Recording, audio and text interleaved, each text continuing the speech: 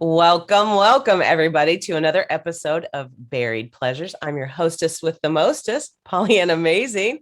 And today I have a fantastic show.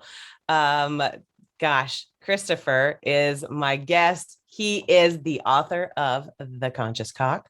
And Christopher, good morning. How are you? Good morning. I'm happy to be here.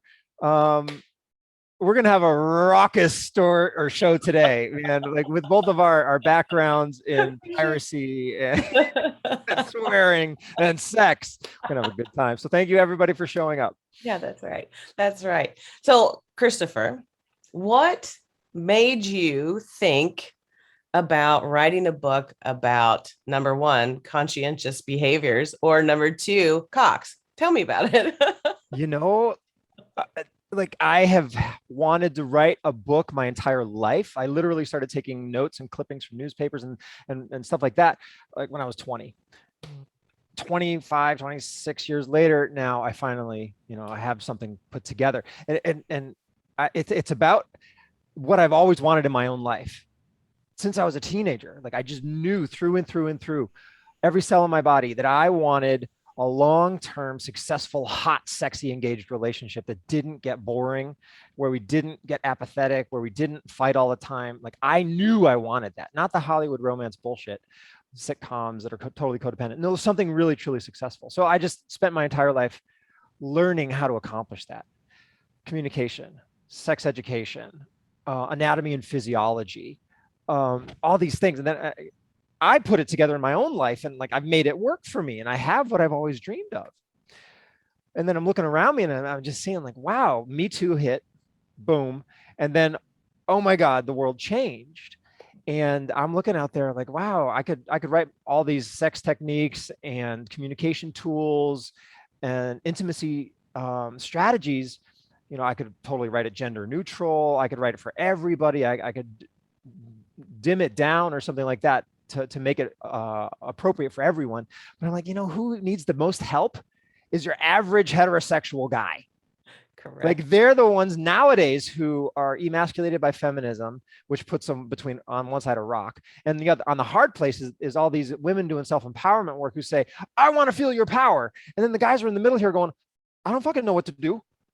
Right. Rock on a hard place here. I'm damned if I do, damned if I don't. These guys need help. They want to be a powerful lover, but they don't want to be a jerk, right? They want to bring their power out in the bedroom, but they've been emasculated their entire life. Mm-hmm. How do they actually get out of that paralysis to have an egalitarian relationship of empowered sexual equals? Whoa, there's no textbook for that. Yeah, right. That's what I wanted when I was 15, right, or 25 or 35 or 45. Right. So I'm like, okay, let me fucking write it. That's how it happened. How-to manual. Yeah, awesome. I love you use the egalitarian term, because that to me just makes things so much easier. You know what you want, go get it. Go get it. You have the ability to do that, and you've done that, and your book is enjoyable. I mean, this is a fun thing that whenever, you have guests on and they want to talk about their books, they send you copies of them. And this one happened to have an audio version. So I made my husband listen to it in the car on our way to hike at Mount Rainier. I'm just name dropping because I love that. Awesome. Right? You can listen to it in your headphones. And if you need privacy, then you don't have a book laying around. Right. And it was just a great thing because you covered so many different topics that are so, they're just pertinent to what men need. And just like you were saying, the men are on that tightrope, right? On this side, they have their mom or whomever is teaching them, or their dad, to be the man that they need to be. And over here is the goal, the female, male, whomever that they're trying to get to. I know your book is catered towards the heterosexual male, but it can still, there are so many applications that this could help with in any male-bodied person. So the cool thing is, you've got that ability that you've kind of lined everything out. This is like, it's dating for dummies almost, but with the biggest bonus ever. There's so much more than just, this is how you talk to a girl and this is how you don't. There's so much more. And I'm really curious as to, like, how did you ever pare down all of your information. Like, because I know there's so much stuff that you could talk about, just the energies, the sexuality, the humanity of being male. How did you do that? How did you slow down and Systems. it? Yeah. I think in systems, which Uh-huh. is kind of a guy thing to do if you want to talk about gender stereotypes, but it based in reality. Also, I went to school at Boston University School of Education to become a teacher. So I learned curriculum development and instructional design and stuff like that. So I'm really good at breaking things down. I'm good at management and things like this. So if I want to communicate a really crazy, chaotic cloud of lots of diverse different concepts, I got to be able to distill that to nuggets to provide high value quickly. Right. There's so many books I've read where you're just like, I think I'll watch Netflix. Right. Or you read a chapter and then somebody says what happened in the chapter and you're like, I can't explain it. It's too ethereal. Right. So like I wanted it to be more like a how-to manual, like 2 to 5 pages. Bam, you're empowered. You can take that, implement it immediately in your life, and it makes a big difference. Right. This is high value. We live in the information age. We can't spend too much time. We got to have matrix download. We need a matrix download to learn how to fly that helicopter in 2 seconds. Right. That's what this book is about. But it's a 5-pronged approach. Number 1 is installing some upgrades, which basically means upgrading our belief and thought patterns that were instilled in us by mother culture that don't work in 2021. They're outdated. Let's install some upgrades to our operating system. Number 2 is communication tools. Let me just go through this correctly, because we didn't learn. No, number 2 is understanding your partner. How to understand women. Guys don't learn this. It's not taught in school. You get a lot of bullshit from Hollywood and your friends, and you repeat patterns that you see in your caregivers and stuff like that. But guys don't really understand women. So then after that, I go into communication tools, because we haven't learned how to get our true essential information out on the table so that other people know who we really are. We tend to have masks on and play the part that we want other people to think we are, or they expect us to play.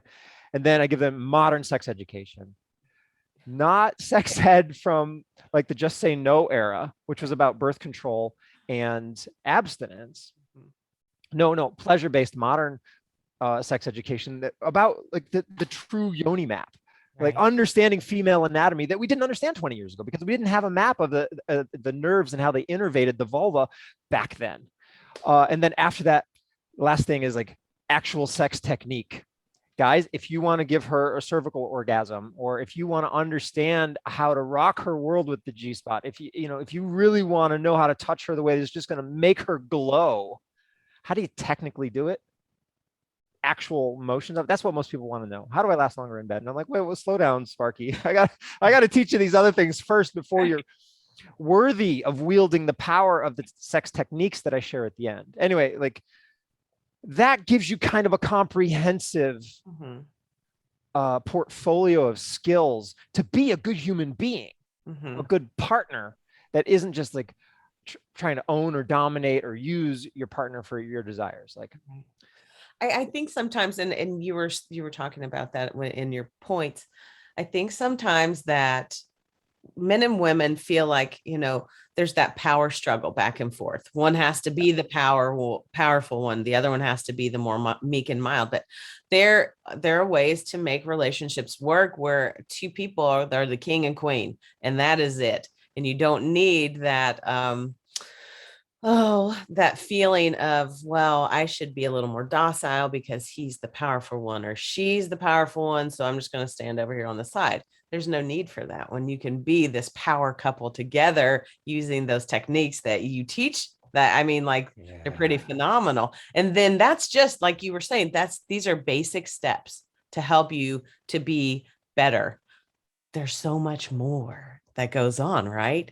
You teach it, I teach it. Sex isn't just sex. And you were also saying that, people are asking you immediately, how do you last longer in bed? That's the big question always. Yes.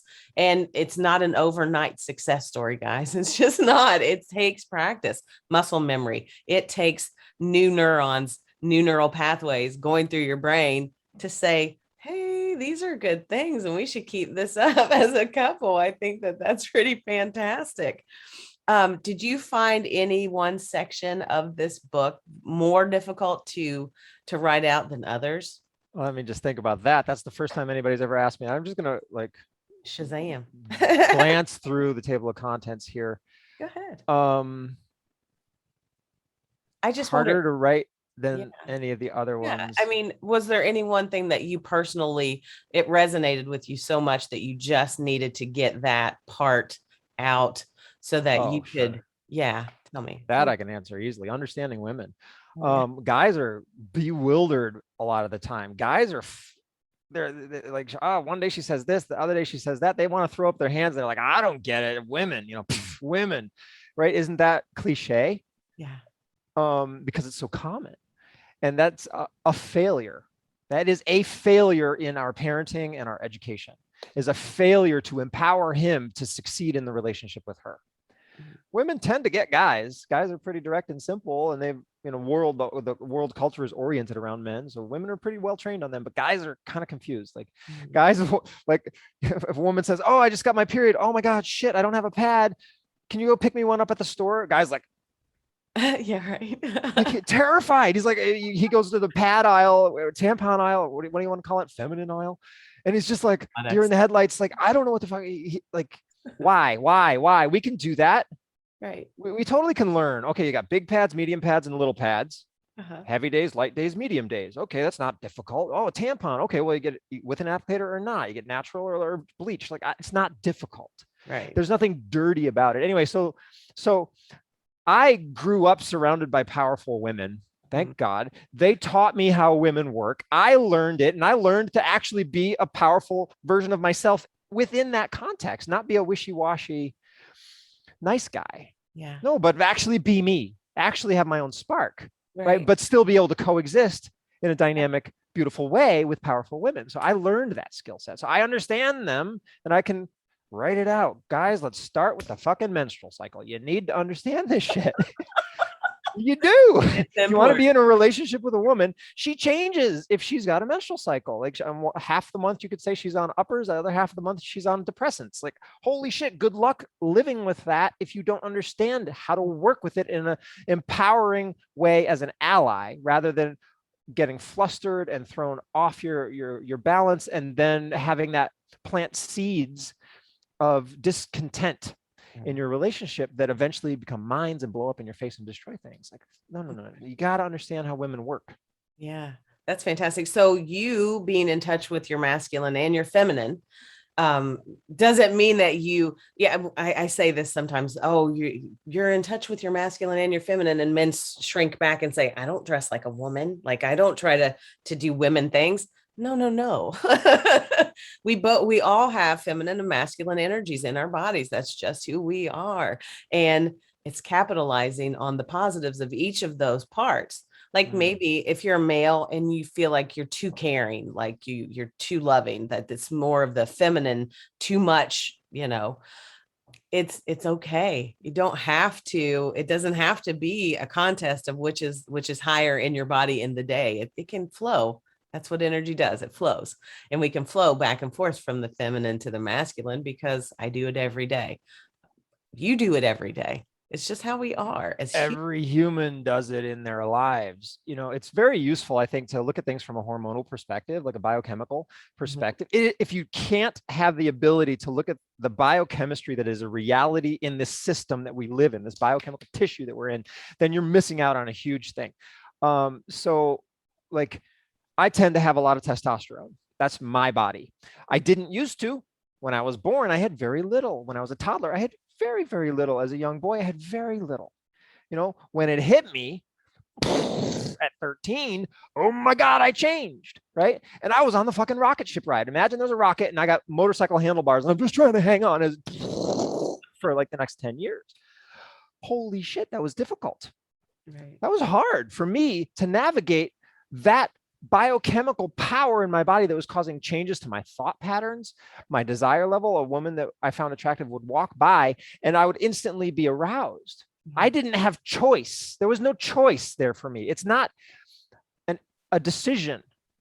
There's a chemical in my body causing things for me in my mental process, my emotional state, and my physical body. Mhm. Okay, so let's say mid-20s, it starts to dwindle a little bit. Thank God I feel some sanity coming back to me, right? Oh, I can begin to see clearer. By my 30s and 40s, I feel like, oh, I got myself here. Yeah. I'm balanced. Okay, but by the time I hit my 70s, 80s, I'm going to have dwindling testosterone. A lot of my friends in 60s, 70s, 80s, they can't get erections anymore. Life changes. We change hormonally through our lives. I knew a person who went through gender, you want to call it reassignment.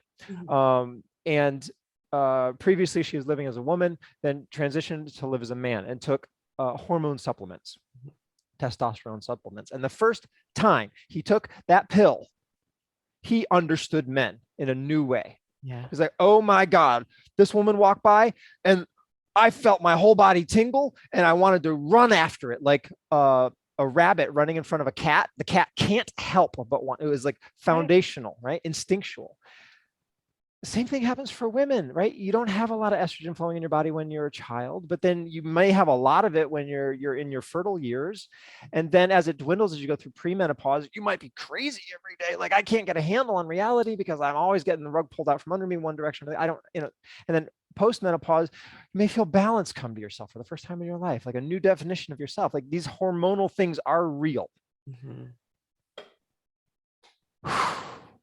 Learn about them, people. You need to then take you're empowered.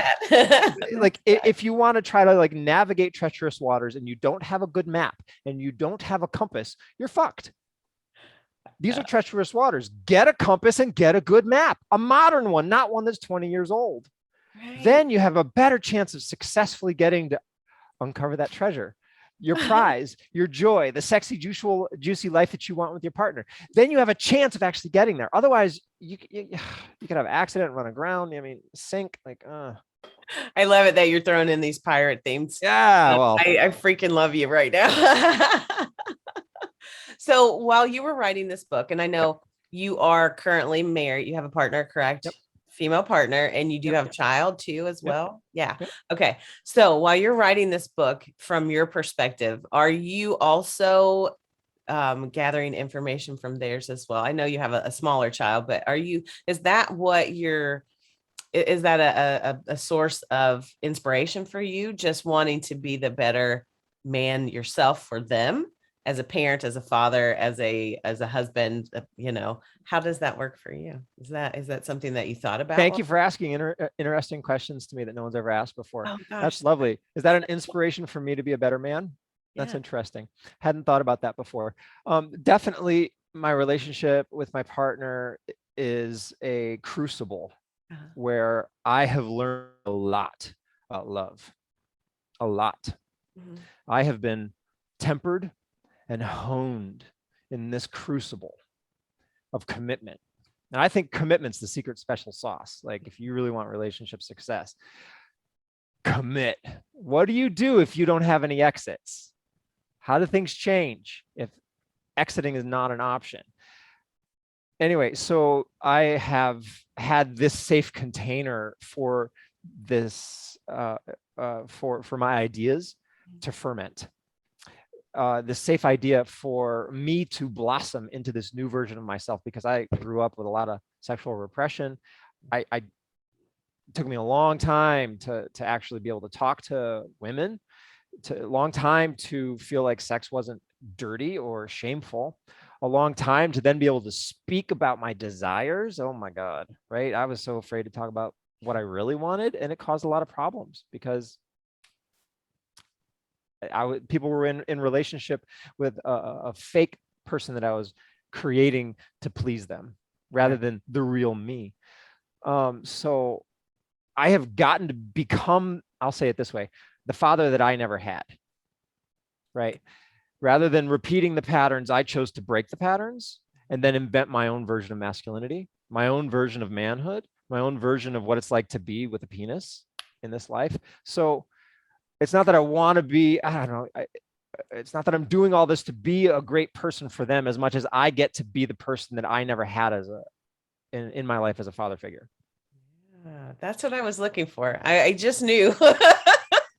I knew that that was something that you don't give yourself credit enough for. So by the way, I just think that, this book in itself, after reading it and in discussing it with some friends as well, Uh-huh. its its basis is in loving kindness. And that's where I like to live in my realm of loving kindness. And there's no, of course, when you write a book, you want to sell books and make money and be, Money. notable, right? Oh, No, I you get want, $1 per book. right, That's exactly. for it's nothing. It doesn't even pay for Right. my assistant. But that's the thing. Do you love it? I know, right? This is a passion project. I'm not making anything on this. But that's Anyway, go ahead. that's what I'm getting at. When people think, oh, they wrote a book, they do this, they lectured, they teach, they want to do this because they want to make money. No, a lot of us do this because it's passion projects. Yeah, Exactly. social change. This is how I see to help the world. I can't see get the world getting through the problems that the world faces if people can't succeed in their personal relationships. Right. Like Right. we can't solve greater relationships if we can't solve the ones that we live with every single day. How do you do that? Well, you learn to put your truth on the table in a way that doesn't demean the other person. You try to tease out their truth and then co-create, improvise a way forward that validates both of you, if you can. Right. Oh Right? my gosh. That's it. So think about from the perspective of, I'm in healthcare. Everybody knows that listens to the show. I do that. That's my day job. But with COVID and masking and social distancing and quarantining and all of these things that are taking us away from face-to-face, abilities to speak and touch and hug and love and all that. In my mind, I'm just always thinking of how is this going to affect the next generation of people. Like I have a 16-year-old who has been socially stunted and will never return from her ability to recover high school. Same with my 18-year-old, like they will never get high school back, right? So what are these people who are already the ones who are on social media, just texting away, nobody's seen your face, there's no face to what you're saying, you can say whatever you want because there's no consequences.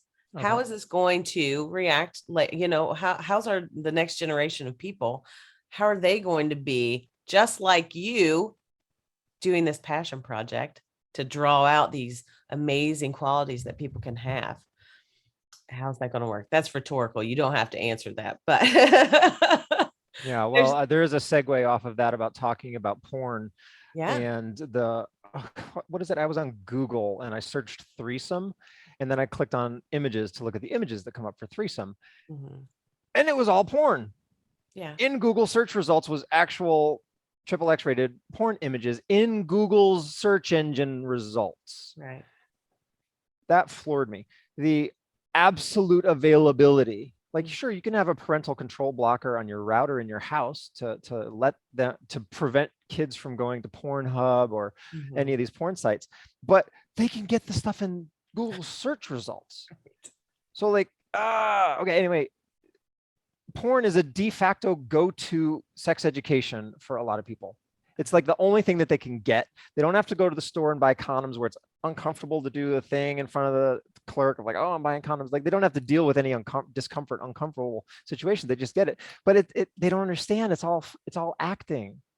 It's all fake. That guys are paid by the inch. That's not normal size penis there. That is extra large. That is not the top of the bell curve, guys. Like the women, they're so enhanced. They might have $20,000 worth of surgery. And like they just go into penetration instantly and then go right into the jackhammer, the jackrabbit. Yeah. And that is not how to please a woman. No. Connect with her heart.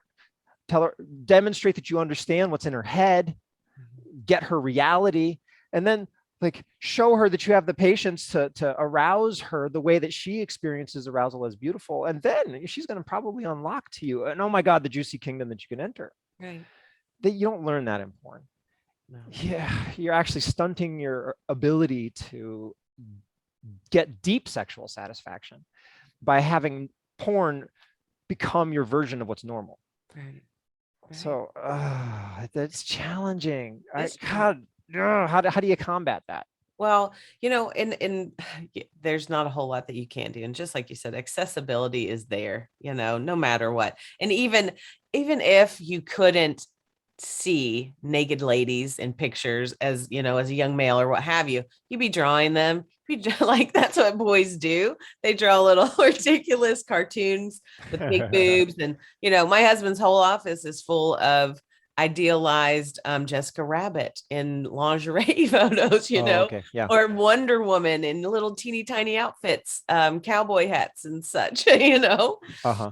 But that visual cue for men is like, oh, pretty, that's pretty. I want to touch it. I want to sit with it. I want to hold it. I want to put it in my mouth. That's what I want to do. So there's, but as women, we potentiate that as well. We wear things that may be suggestive, and I'm not shaming anybody. Please don't think I am. What I'm saying is that we can have it both ways. We can have the good with the bad. It's all perspective, right? When I go out with my girlfriends, they want to have, they want to wear things that show cleavage and, show their beauty, basically, pretty painted nails and eyeshadows that, oh, by the way, unlock the key to your brain as a male, and says, hey, come on over, doors unlocked, let's go. So, I have a huge passion for perspective. I don't want to ever think that people are innately horrible or terrible. They're just uneducated in the perspective that maybe I live in. So I think what you've done with this book is give that perspective to those who really need a little boost, a little help with their own perspectives, because you don't know unless you learn. And geez, not all of us had the greatest of teachers, right? That's a thing. A lot of us had outright abuse, and a lot of us had outright fucking trauma, Right. recurring Right. abuse and trauma. Right. I know very few people who have lived a life free of that. Mhm. So if we take and accept that as, let's just say, the norm or the usual experience most of the time, something like that for people, then we can create a starting point. Yeah. How do we unlock our desires? How do we create a pathway forward to getting connection, love, intimacy, passion, pleasure that we actually want from that place of having experienced being violated, beaten, maybe verbally, maybe physically? How do we actually move out of that place of protection, wearing full plate armor, having our guard up all the time? How do we actually get out of that? Because we are social creatures. If we don't have interaction, if we don't have someone seeing who we are, we wither. Like if we're in isolation for too long, what happens? Like, look at a yogi, look at a swami, like they get skinny, they basically start leaving this world. But we're not in this world to leave the world. We're in this world to be in this world. Like, we're born into the species that is a social species. So having the ability to give ourselves permission, having role models that demonstrate the ability of giving oneself permission to accept that our desires are valid. It's okay to want love. It's okay to want sex. It's like having someone role model that for you can be revolutionary. Seeing someone who's sexually empowered can be revolutionary. Maybe you've never seen it before. No, I don't mean a porn star in a film. No, I'm talking a real human being living and breathing relaxation and comfort in their body, acceptance of, the fat, the wrinkles, the stretch marks, whatever it might be that we have an issue with, like accepting that and still finding pleasure. Who was it that you just had on the show? Michael and Lori. Lori. She's a great example of this, right? Like seeing someone demonstrate sexual ease and embodied ease in their life can give us something to copy in our minds. Yeah. And if you're not surrounded by that in your circle of friends, if that's not the norm, and it's not the norm for most people, then you don't have anything to copy. Right. If you can't see it, how can you do it? That was me growing up. It took me decades to become who I am because I didn't have role models to copy. Yeah. That's a hard path. It's much easier if somebody is awesome and then you can copy them. So much easier. So people, use Pollyanna Amazing as a role model. You know, if you like me, use me. Like copy what you see with us. Right. Try it on for size. If it works, awesome. If not, customize it or throw it away and try something else. But like, give it, if you can, try to give yourself permission to accept something about yourself that you feel like, oh, I shouldn't feel that way or something like that. Yeah. I think the caveat for that is always surround yourself with people who are like-minded, who can make you feel like you're better. Don't hang around with people who drag you down, who have these archaic ideas on how life should be. There are so many ways that you can look at any one topic. The perspectives of life are innumerable. Like you just, there's always another angle to look at something. And just because you don't appreciate one angle versus another doesn't mean that they're not there. It's like COVID. Just because you don't like it doesn't mean it's not there. It's there. And it kicks people's asses. So there you have it. But making sure that you are able to communicate how you feel is huge. And one of the questions I wanted to ask you too, and I don't know, maybe somebody's asked you this, and this has to do with how the perception that men don't always tell the truth. Why do you think that is? I have my own opinion on why men don't in relationships are always afraid to say how they feel. And my thought on that personally is because that they never wanted to offend or harm or hurt their mothers. And so they carry that into their relationship life. That's how they did that. You know, when you did something bad at school or what have you, and you came home and your mom said, what happened? And you're like, oh, I didn't do that. He did that. It wasn't me. Don't be mad at me. It wasn't me. Right. I think that men a lot of times carry that over into their relationships, and you know, not just men, I'm sure women as well, but I think that that has been a theme in the relationships that I've had in the past, and I can only go on my own perspective, right? What I've learned, what I've seen. So honesty, dishonesty in a relationship. Tell me what your ideas or thoughts on that is. Well, I think it's a great thing to notice that we may have a tendency to genderify. Mhm. All right. And I think it's a great thing to degender. Gotcha. And also, it also very well may be perfectly correct that in the micro culture that you lived in, let's say the town that you grew up in, that was the norm. So Right. that's correct in your little area. Right. So both of these can be true simultaneously. Right. Paradox. Good luck getting a handle on it. Well, we can. It's just not simple. It's more complex, but it's okay. We can understand both sides of the thing, and in that complexity, have fuller understanding. So I think that a lot of people learn. Some people learn to be bullies. Some people learn to be submissive, and you know, it's an adaptive behavior. If there's a bully, that you can learn that things generally turn out less painful for you if you go along with what the bully wants. The pushy person, right? The loud person, etc. And kids can learn that with their parents. Like, oh, my mom, oh, she goes off if I ever do anything wrong. So I'm just going to lie so she doesn't know. So I don't have to deal with the consequences of actually her knowing what I really want and what I really want to do in my life. That was me as a kid. It was a functional tool that I learned that I could do what I wanted and get what I wanted in life if I just lied to her and let her believe that I was who she wanted me to be. And I lived that for a decade. It worked.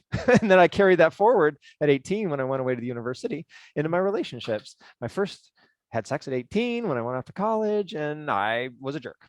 I lied because that's what I did with my mama. So I can be the example of what you find normal in where your microculture. Right. And also, like, the flip side of that, to degenderify it, is that a lot of us want other people to like us. Is the first thing that comes up for me, is wanting to be accepted and liked, and being willing to do anything for that. I just want somebody to love me, so I'm gonna do whatever they want. But then what happens when there's an impasse where what they want or what you believe their expectation of you is not in line with what you really want and your real desires. You know, a lot of times I've seen that play out with heterosexual guys in monogamy. my entire life growing up. It was my mom was in one relationship after another. They averaged maybe 3 years, and then they would fail, and there was cheating and stuff like that. So I've seen it happen with people with high testosterone, men, let's say in general, like need to have multiple partners, but they can't satisfy that need for variety within the confines of a monogamous marriage, for example. So they cheat. Right. And then there's a break of trust, and it all falls down. So, but that happens with lots of different genders. It's not just men. I'm just saying with a lot of testosterone, oftentimes comes a need for multiple partners. Yeah. And I think genetically speaking, when they do the comparisons of humans to, primates, other primates like monkeys, bonobos, whatever the monkey of the day is, or the the ape of the day. What happens is that in the animal world, it's okay that they want to have this animalistic behavior, negating the fact that we also have animalistic behaviors. We have those patterns, we have those chemical processes that go on in our brains. And sometimes we can't keep them at bay. I don't know. There's a lot of self-control that people must have in their life to lead successful lives. But then, if you talk about going into more of the BDSM or some of the other more, taboo sexual practices that happen, then people are always thinking that, oh, they're just like, that's awful, that's dirty, that's animalistic. I don't understand the dichotomy that people can have. We need to have it really nice and pretty over here. We really just want to have dirty, rough, tough sex. But you can't do both. Why can't you? Why can't you do both? Oh, well, I would answer, if I'm the person that can't do it, I can't do it because I don't have the tools to access those things. Right. It's not accessible to me because I don't have the tools necessary to do those things. Mm-hmm. And what I'm talking about is self-awareness tools and communication tools. That's what I'm talking about. If I can't tune into myself and answer the question, what are your fantasies, sexual fantasies? If somebody asked me that question and I'm like, I don't know, then I don't know myself. Right. Why? Well, a million reasons why. Because I've just been taught to be a servant and be a good girl and just do what mama says and do the chores, etc., or be a good boy. Like, don't have your own thoughts and feelings. Just be an employee, go to school, get in debt, and pay your debt for the rest of your life. Like, just the dominant narrative here. Like, so self-awareness tools is the starting place of actually acknowledging, do you actually have a sexual desire, or that you actually have a fantasy that you'd like to do sometime before you die? Mm-hmm. It's okay. You're human. You're alive. It's all right to have a desire. It might be to kiss this person that you always wanted to kiss. It's just always been a fantasy. Not realistic. Lives are different. It's not possible, but this is okay. If you can't actually give yourself permission to feel the thing that is true inside of you, you have no possibility of accessing deeper pleasure at all. It starts with acknowledging what's inside of you. But you may never have been in a safe place. That may never have been demonstrated to you. It may have been drowned out of you and programmed out of you, beaten out of you by your parents. Just go take the trash out, like shut up, do your homework, all the stuff. But the golden nugget at the end of that is, if you start the journey and don't give up on yourself, even if it takes 10 years or 20 or whatever, like, you move towards increasing authenticity and pleasure in your life. Always focus on safety for yourself and being honest with yourself about what's real inside of you, right? And then when there's spaces of safety where you can share those truths, try to share them. It might be that the truth is that, mama, I don't want the fucking mashed potatoes. Thank you very much. Don't put them on my plate. That might be the truth, that you've never been able to get the words out of your mouth. Mm-hmm. So, but you can create safe spaces. So learning to create the spaces to communicate these things, is foundational. No, I don't want the mashed potatoes. Well, it's okay. You can learn how to bring that up. If there's something you really want to bring up, like, you need to preface it. Like, mom, there's something I really want to tell you. I've always been afraid to tell you because I'm afraid you're gonna yell at me or go crazy, not crazy, but like go off the deep end or like something like that. But I really want to tell you this because it's been bothering me a lot and causing me a lot of anxiety. you can learn how to preface things like that, which kind of reduces the likelihood that they're going to have that negative response, that bad Right. behavior. So you can learn these things. Mhm. They're tools, they're technologies that you can learn how to wield. And they're so much better than our parents' generation had, or our grandparents' generation had. My grandparents didn't have a vocabulary for talking about emotions. They didn't have the word dysfunction in the dictionary for my grandparents' generation. It didn't exist yet. So how could they talk about the concept if they didn't have the word? Nowadays, we have so many more concepts about emotional experiences and internal experiences and relationship realities that we didn't have 20, 40, 60 years ago. So brush up, do some reading, get a book, get an audio book, like lay a stone in that foundation, lay a stone in that pathway towards satisfying some part of yourself that really wants to be satisfied. And like, you will make progress. Yeah. Oh my gosh. I'm so happy that you wrote this book. One of the things that I have found in my own, like when I teach males, because the majority of the people that contact me are men that Oh, want to know great. how to have sex better. And I probably, Awesome. yeah, they totally do. But one of the things that I have found is that, and I would have never guessed this growing up in Kentucky. And I know we had this little conversation before we started about how young people, like 12-year-old ladies getting pregnant, they're not even ladies, they're girls, let's just say it. But I have encountered more men that have been sexually abused or, sexually assaulted than females. And it's the most unusual thing for me because in my mind, in my microcosm of the community that I grew up in, it was not uncommon for females to be sexually exploited or abused. And they didn't call it that. They called it getting married at 13. That's just the way it was.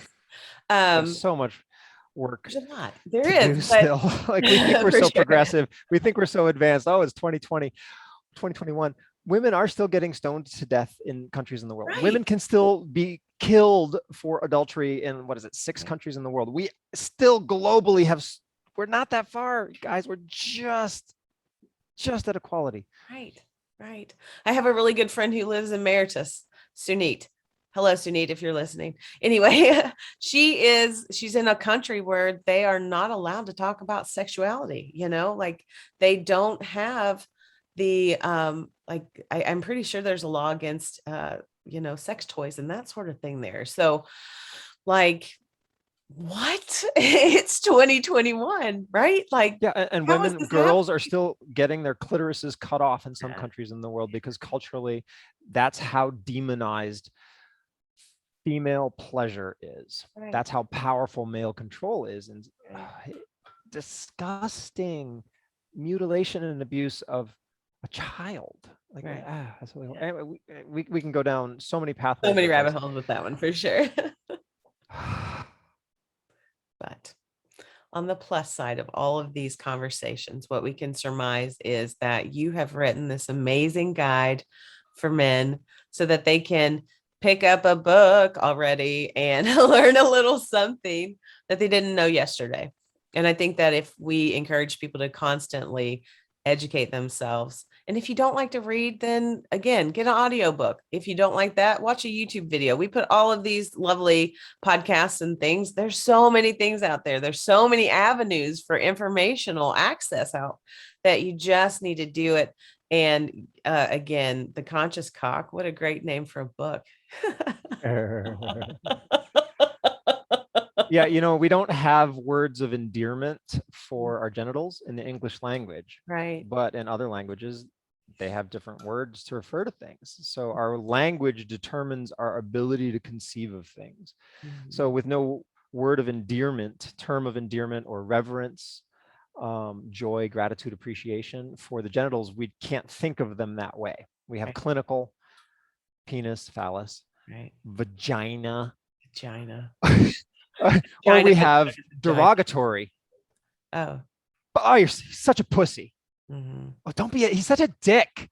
Mm-hmm. Even, you're an asshole. Right. Well, Right. anybody who enjoys anal pleasure knows that there's a lot of pleasure nerves down there, and really, Right. so asshole is denigrating. I don't know, and denigrating. Anyway, so we're trapped in this reality in English of either seeing things clinically or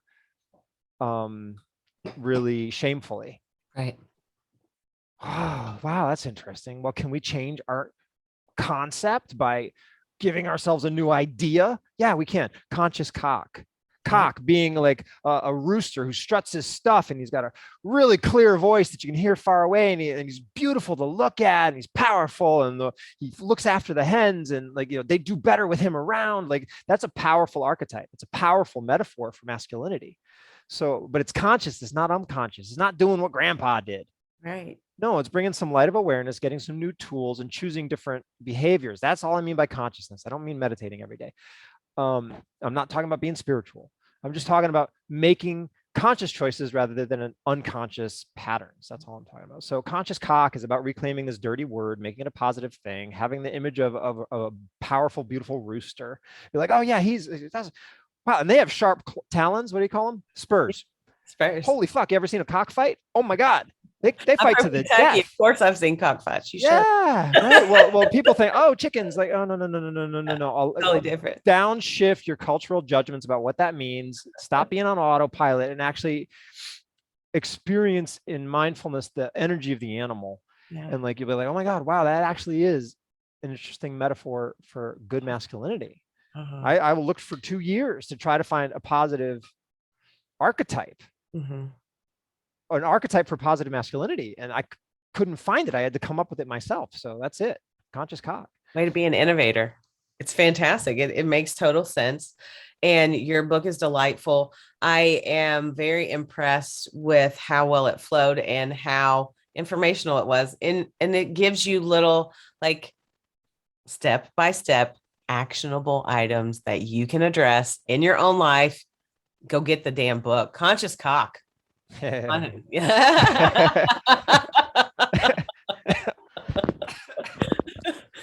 I got you coughing. I don't mean to. Okay. Yeah, consciouscock.com. And if you go to Amazon and you look for it, you're not going to find it because they censor me in the search results. Of course. I'm not doing anything that big here. All I'm teaching is communication tools and relationship strategies and some sex education, but I'm censored. Like that, our culture is so sex negative. Anyway, so if you go to my website, consciouscock.com, then you get all the links there. And there's a bunch of free downloads. If anybody wants to go there, there's worksheets on how to spice up your relationship, how to bring up difficult topics, great conversation starters. I mean, they're awesome things. You are a wonderful and amazing find for me. I'm so glad that your publicist reached out to me because you have been fantastic. Like, definitely going to have you back on my show because I really enjoyed this time and I don't have enough time to talk to you today. I just feel we need to keep it short. Yeah, I know we could talk forever, but people lead busy lives and it's super cool. But just in closing, I know you just did the most amazing job.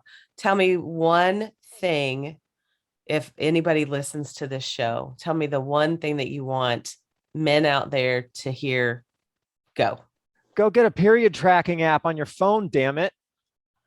And then when your partner gets her period, put the date in the app. And then when it gives you pop-ups, read them, learn about the period, see if she has a cycle that's trackable.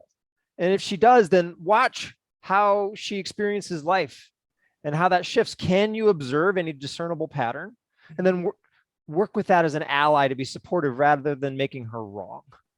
Oh my gosh, that's fantastic. You're giving away all of our trade secrets as ladies, just so you know.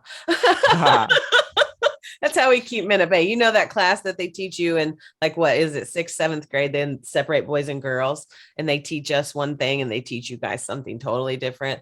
Ours is world domination and power. And I'm totally teasing.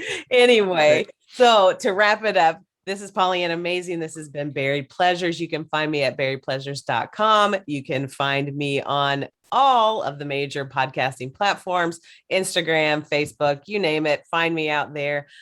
Christopher, thank you again for being here. It has been a pleasure for sure. Yeah. And thank you to everybody who actually listened to this far. You know, this is uncommon stuff for conversations. Most people don't do this. So even just by listening to this stuff, you're doing something amazing for empowering your own life. So thank you for doing that work for yourself. It ripples out. It affects your other relationships, and then that affects other people. Like, it creates beautiful, positive change in the world. So thank you for doing this work for yourself. That's right. All right, guys. Well, have a great day. Bye.